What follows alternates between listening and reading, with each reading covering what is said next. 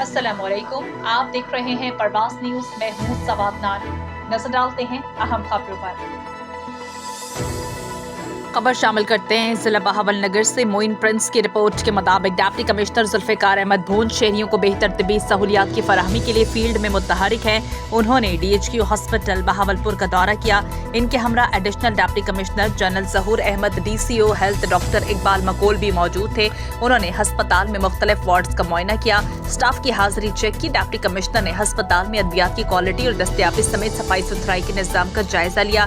Deputy commissioner ने मरीजों इनके लवाहिकीन से अस्पताल में तिब्बी सहूलियात के बारे में दरियाफ्त किया।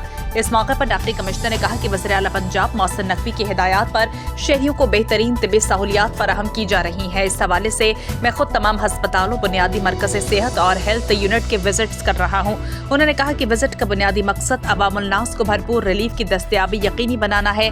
जिला के हेल्थ सेक्टर समेत दीगर तमाम महकमा जात की कारकर्दगी को मुस्तकिल बुनियादों पर जांचा जा रहा है। अवामी खिदमत पर भरपूर तवज्जो मरकूज रहेगी, जो कि हमारी बुनियादी और पेशा वराना जिम्मेदारी है। मज़ीद खबरों तबसरों के लिए हमारे चैनल को लाइक कीजिए और सब्सक्राइब कीजिए या फेसबुक पेज को विजिट कीजिए परवास न्यूज।